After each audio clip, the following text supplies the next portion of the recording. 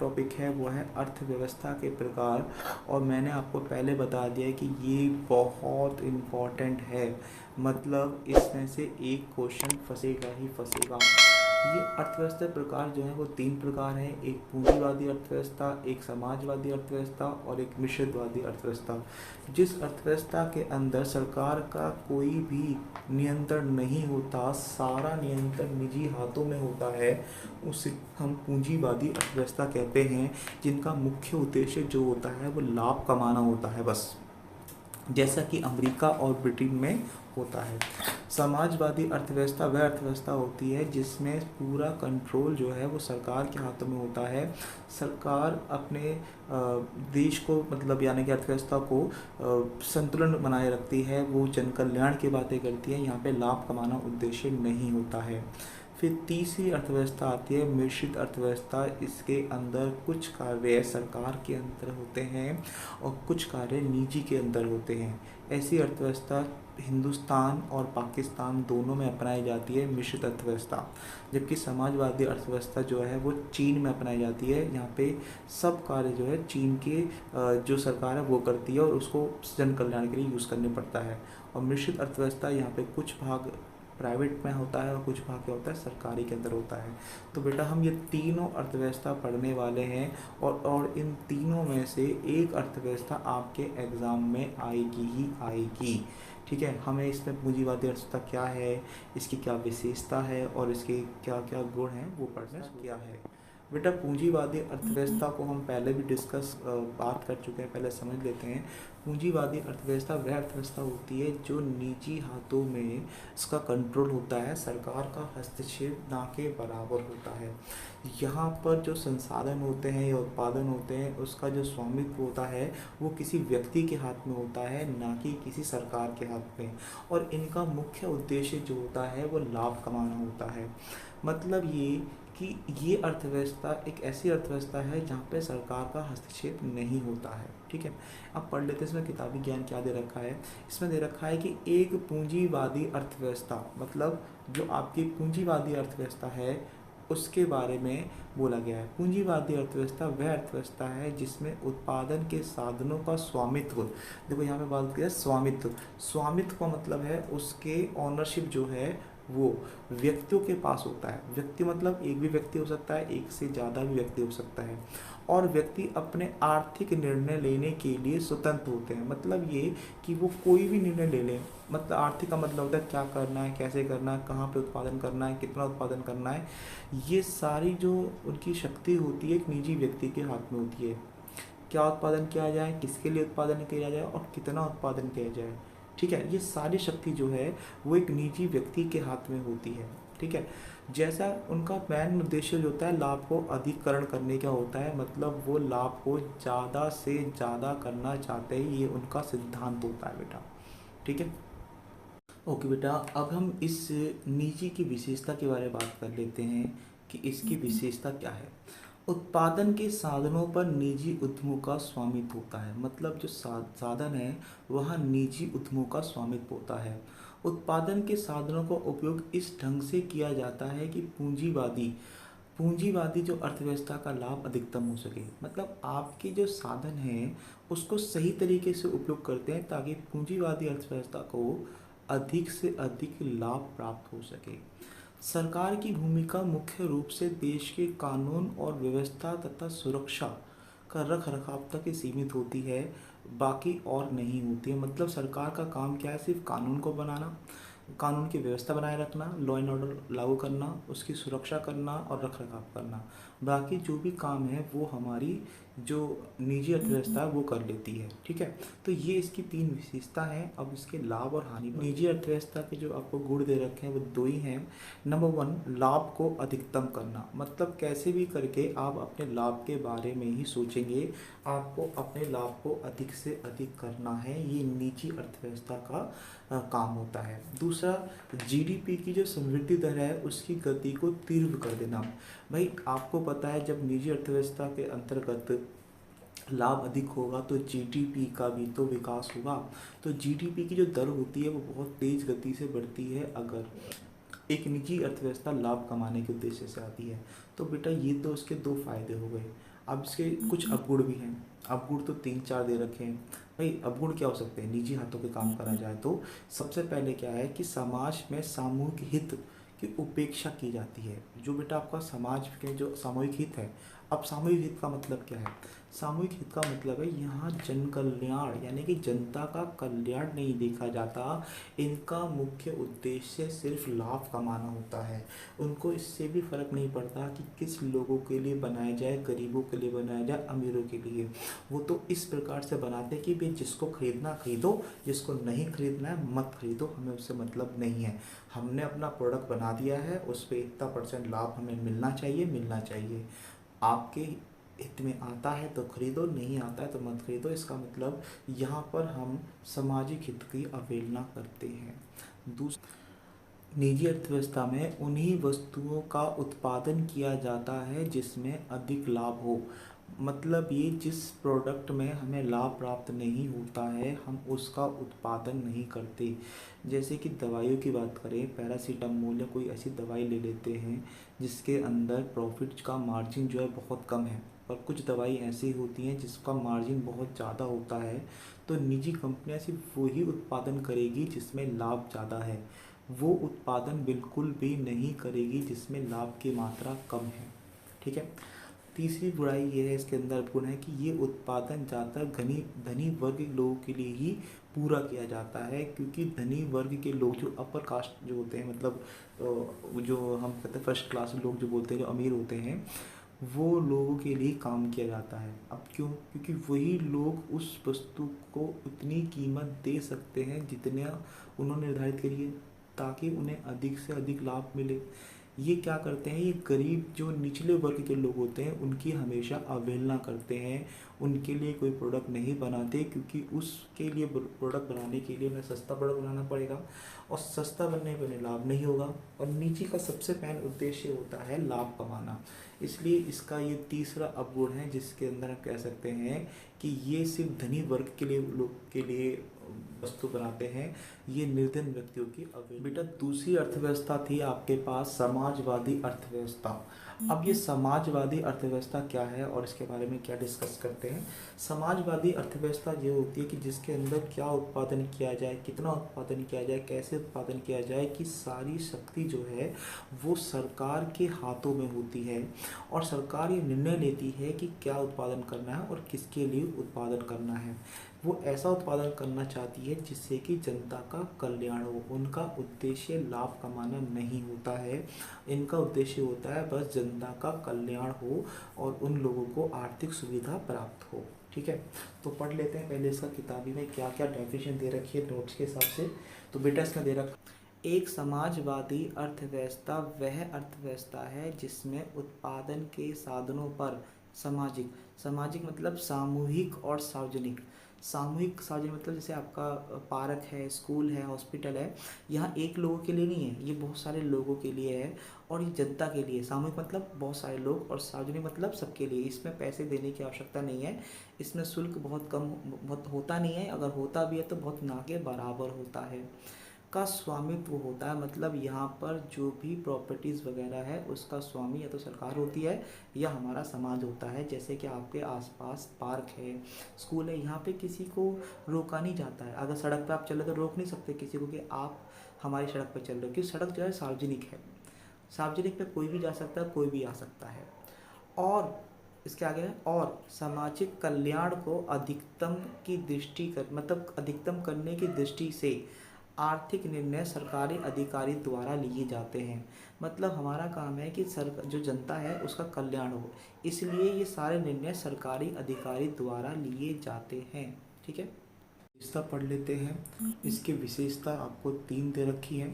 इसकी पहली विशेषता जो है बेटा वो है उत्पादन के साधनों पर पूर्ण रूप से समाज का स्वामित्व होता है। मतलब जो भी आप उत्पादन करती है, जो समाजवादी सरकार जो होती है उसका सभी पूर्ण रूप से समाज का स्वामित्व होता है। चाहे वो बेटा आपकी सड़क हो, डैम हो, पार्क हो, स्कूल हो, हॉस्पिटल हो, उस पर सबका पूर्ण रूप से अधिकार होता है। दूसरा, उत्पादन के साधनों का उपयोग इस ढंग से किया जाता है जिससे कि लाभ को अधिकतम हो सके। मतलब ये है कि जो कल्याण वगैरह है वो सही तरीके से उसका उपयोग कर सकें, ये इसकी विशेषता होती है। ठीक है। और तीसरी है, उत्पादन की प्रक्रिया में सरकार की प्रत्यक्ष भागीदारी होती है। मतलब सरकार इसमें प्रत्यक्ष रूप से भागीदार होती है। सरकार की भूमिका केवल कानून और व्यवस्था तक सुरक्षा नहीं होती है, इसका काम होता है कि वह जो भी कार्य हो रहा है उसमें प्रत्यक्ष रूप से भागीदारी हो। जबकि निजी में क्या काम था सरकार का, कि वो कानून बनाएगा, उसकी व्यवस्था करेगा और सुरक्षा तक उसको सीमित करा जाता है।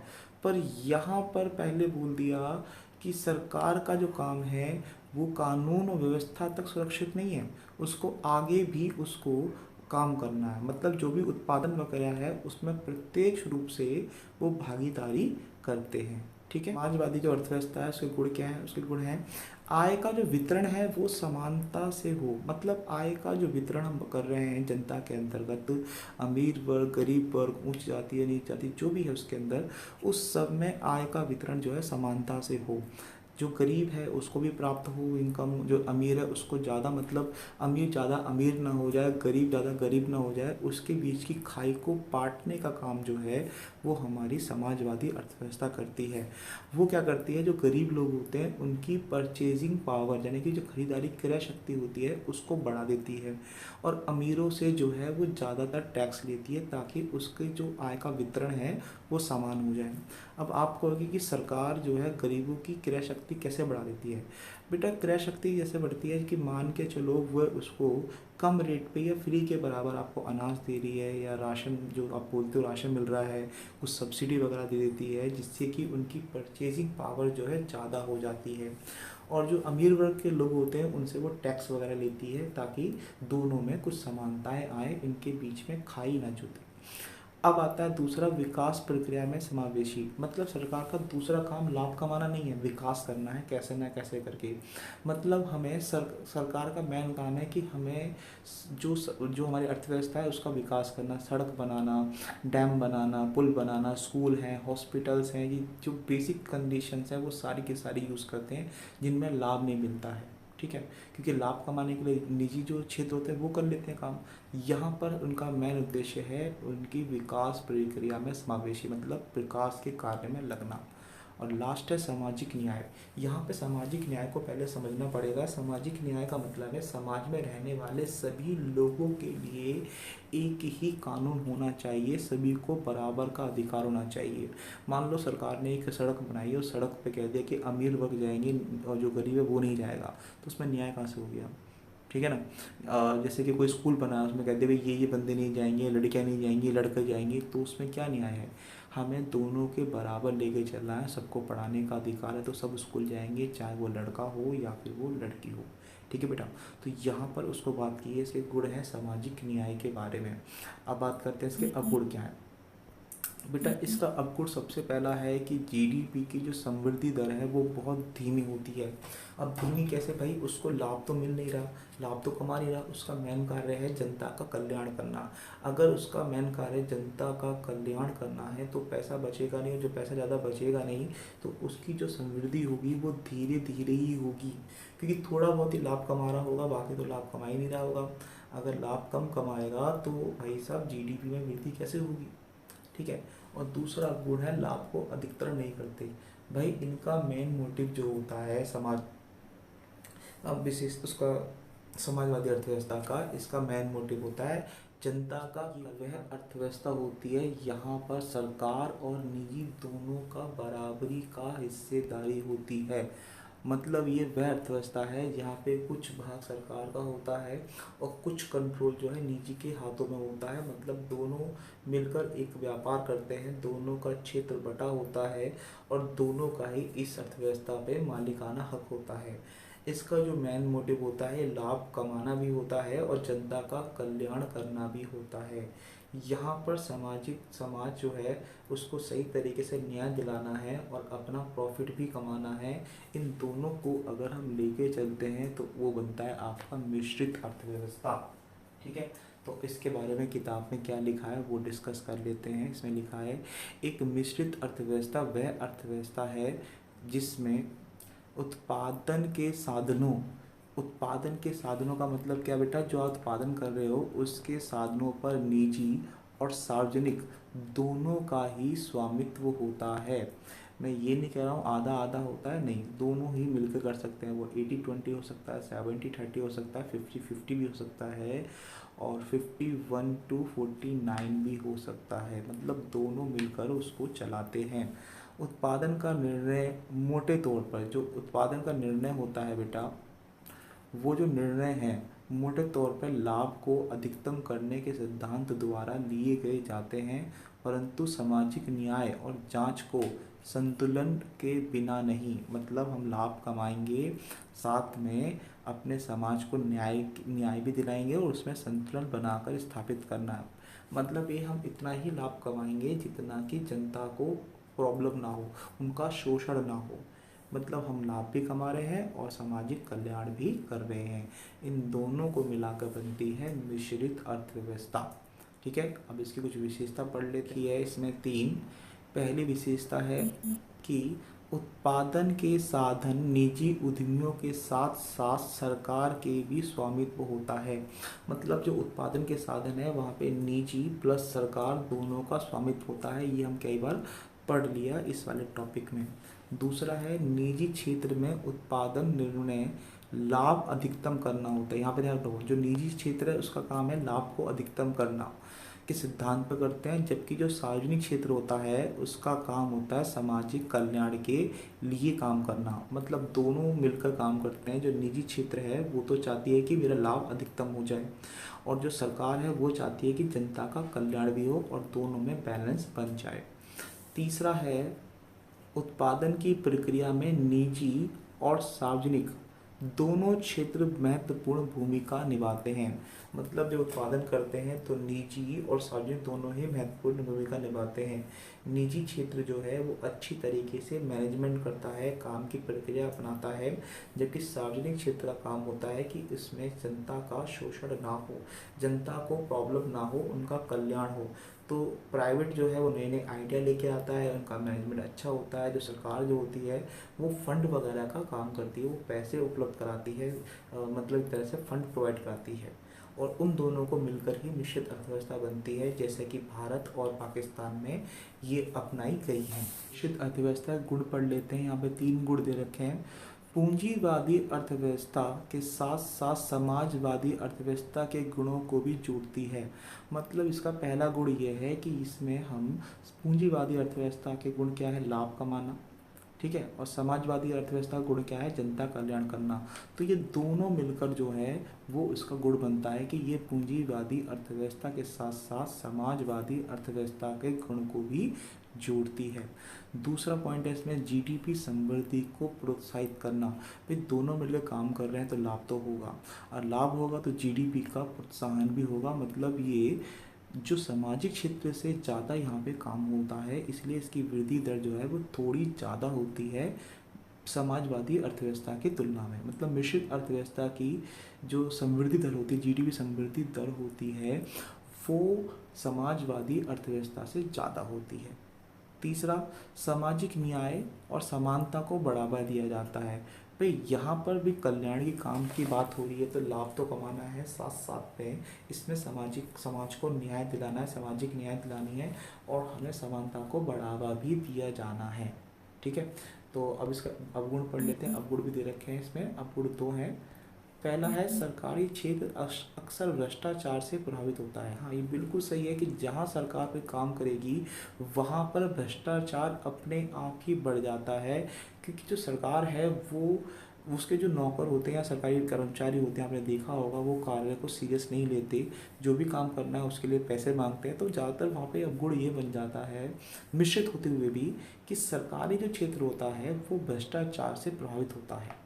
ठीक है ना। तो सरकारी क्षेत्र, मान लो हमने कहा कि हमारे इंडिया के अंदर कुछ क्षेत्र प्राइवेट हैं, जैसे जियो, टाटा, बिरला, ये सारे प्राइवेट हैं और कुछ सरकारी भी हैं। तो सरकारी क्षेत्र में अक्सर क्या होता है कि भ्रष्टाचार वगैरह बढ़ता है। और दूसरा क्या है, कुशलता और उत्पादनता में कमी होती है। अब कुशलता क्या मतलब, भाई सरकारी क्षेत्र जो है उसके अंदर वो काम करेंगे नहीं ज़्यादा, वो उतने ध्यान से काम करते नहीं है, इसलिए वहाँ की जो कुशलता जो होती है वो इतनी हैवी नहीं होती है जितना कि निजी क्षेत्र में होती है। उत्पादन भी कम होता है क्योंकि इनका मेन काम क्या है, जनता का कल्याण करना, और ये बहुत सुस्त होते हैं। आपने देखा सरकारी कर्मचारी किसी बात कर ले ज़्यादा सुस्त ही होते हैं वो सारे के सारे। इसीलिए इनकी जो कुशलता उत्पादनता में कमी होती है। ये बेटा दो उसके अपूर्ण दे रखे हैं मिश्रित।